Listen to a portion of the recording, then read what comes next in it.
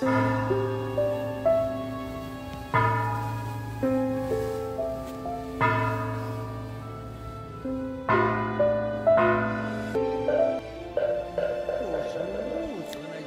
까닭인가 하면 물질을 가지고 따지는 것이 아니라 마음을 보는 것입니다.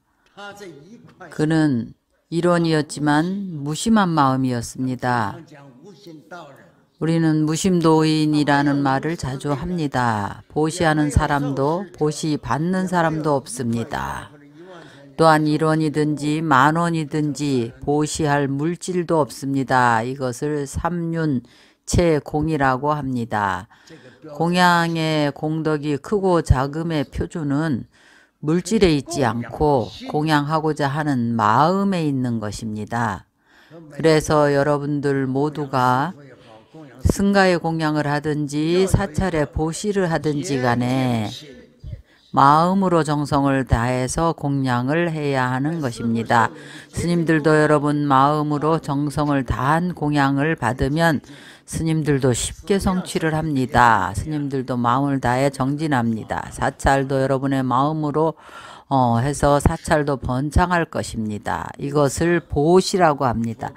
그래서 부처님께서 수오리에게 말씀하셨습니다. 그대는 생각해 본 적이 있는가? 동방허공을 생각으로 헤아릴 수 있는가 없는가?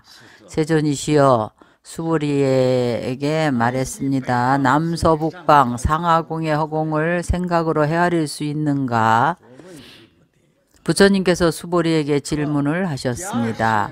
말씀하시기를 만약 육진경계에 머물지 않을 때에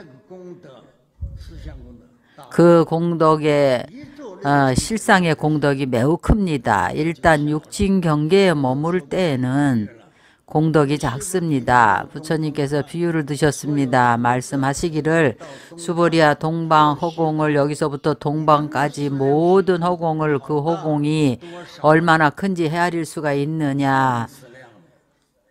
헤아릴 수가 없습니다. 수보리가 세존께 할 수 없다고 말합니다. 이것을 헤아린다는 것은 불가능합니다. 말하기를 남서북방과 사유와 상방, 하방을 동남서북방과 동북방, 남북방, 사유는 바로 8개 방위를 말합니다. 이 허공을 가히 헤아릴 수 있을까요? 없을까요? 한 방향도 헤아릴 수 없으니 다른 방위까지는 더더욱 헤아릴 수 없습니다. 헤아릴 수가 없습니다. 세존이시여 수보리가 헤아릴 수 없다고 대답했습니다. 부처님께서 말씀하셨습니다. 수보리야 보살의 무주상 보시는 복덕이 또한 헤아릴 수가 없나니라. 이것은 우리가 모두 배워서 알고 있는 것입니다. 우리가 어떠한 공양이나 보시를 행할 때에 상에 집착하지 않고 보시를 행할 때에 보시를 행할 때 아상, 인상, 중생상, 수자상이 없고 4가지 상에 집착하지 않고 물질의 양에도 집착하지 않고 물질의 좋고 나쁨, 길고 짧음, 둥글고 네모남에도 집착하지 않고 일체 머무는 마음이 없으면 이러한 공양과 보시를 행할 때 그 복덕은 헤아릴 수가 없습니다. 수보리야 마땅히 이와 같은 가르침을 받아서 내가 가르친 바와 같이 행해야 하느니라. 왜냐하면 이 도리는 이 경문에서도 말씀하셨듯이 보시를 행할 때 육진경계에 집착하지 않고 유류의 분별에 머물지 않습니다. 공양한 물질이 많고 적음을 막론하고 분별하지 않습니다. 정정심으로 제법이 공적함을 이해합니다. 이러한 뜻으로 보시를 하거나 계율을 지키거나 선정을 닦거나 하면 그 공덕이 불가사의 합니다. 왜냐하면 내면에 탐해가 없고 바라는 바가 없기 때문입니다. 이러한 마음으로 행하는 보시는 청정해서 오염이 없습니다. 마음과 보시하는 사물이 내외가 상응하는 것입니다. 내외가 상응하면 여러분들이 지은 복덕은 무량합니다.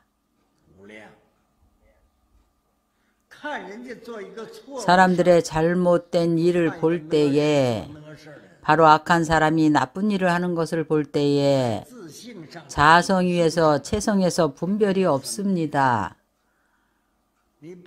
따지지 않고 분별도 없어서 그 사람의 허물을 보지 않습니다. 이것을 이상진여라고 합니다. 일체상을 떠난 것입니다. 부처님께서 가르치신 대로 수행을 합니다. 마음속에 주체도 대상도 없어서 마음에 능소가 없습니다.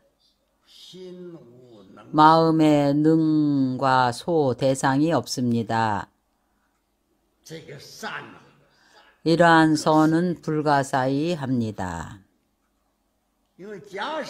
왜냐하면 만약 우리가 수행하는 사람이 마음속에 아가 있고 수행하는 사람이라는 마음이 있고 또 수행하는 법이 있으면 분별이 있는 것입니다. 이러한 선업은 아주 작고 또한 그 공덕도 크지 않습니다.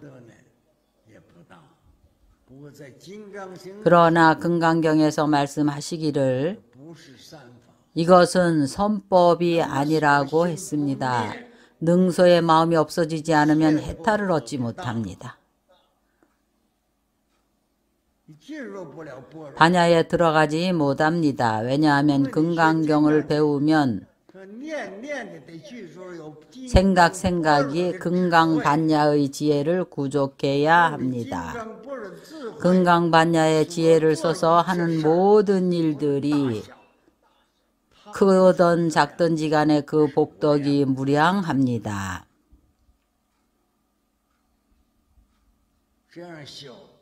이렇게 수행하면 천인들이 공경하고 공양을 합니다. 내가 예를 들어서 설명을 하겠습니다. 지금 눈앞에 있습니다. 우리의 이 선종 도량은 절도 하지 않고 염불도 하지 않습니다. 일심으로 자성을 추구하고 진여의 체성에 도달하고자 합니다. 마음의 능소가 없는 경계에 도달할 수 있습니다. 수행하는 나도 없고 수행할 대상도 없습니다. 생각에 금강반야의 지혜를 행합니다. 우리는 금강반야의 지혜를 이야기합니다. 이 지혜는 불가사의합니다. 우리 선종을 수행하는 법우들은 마음속에 복덕과 지혜를 생각하지 않습니다. 이러한 분별심이 없습니다.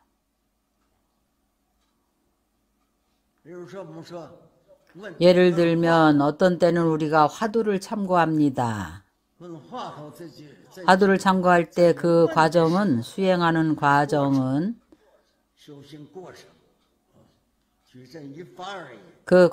일반적인 것입니다. 그러나 성취를 하면 진정한 반야의 지혜입니다. 우리가 한 세션을 앉는데 선문에서는 한 세션은 곧바로 들어가서 그 자리에서 깨달음을 증득한다고 합니다. 바로 향 하나 다 타는 그 시간 동안에 그 향이 하나가 다 타서 사그러지기 직전에 바로 깨닫게 됩니다. 곧바로 들어가서 그 자리에서 깨닫는 것입니다. 이 공덕을 가히 헤아릴 수가 있겠습니까? 절도 하지 않고 참회 기도도 하지 않습니다. 마치 어떤 좋은 일도 하지 않는 것 같습니다. 그러나 수행하는 것은 바로 반야지혜입니다. 생각에 금강반야의 지혜를 행합니다. 반야지혜가 한량이 있습니까? 이 복덕이 한량이 있겠습니까? 만약 상이 있는 유상법에 의지해서 절하고 참회하고 예참 기도를 하고 경전을 강설하고 혹 다른 행들은 다 상이 있는 유상법입니다. 선종에서 좌선하는 이들은 굶고 아무도 공양하지 않아야 하는데 사실상 그렇습니까? 그러나 확실히 그렇지 않습니다. 왜냐하면 그 수행은 바로 반야에 도달하는 수행이기 때문입니다.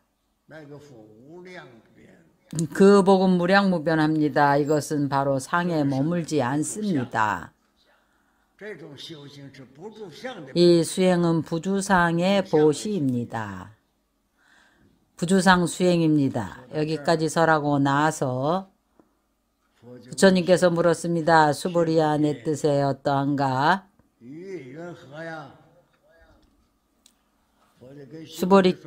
부처님께서 수보리에게 내가 이미 많은 것을 설했는데 너는 어떻게 생각하느냐라고 물었습니다.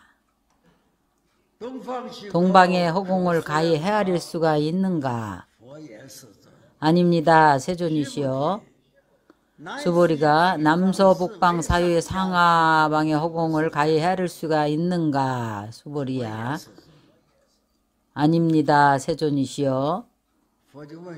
부처님께서 수보리에게 물었습니다. 동방 쪽을 보아라. 동방의 모든 허공이 큰가 작은가 많은가 적은가. 이 허공의 크기와 길이 모양을 가히 헤아릴 수가 있는가. 허공을 어떻게 헤아릴 수가 있겠습니까?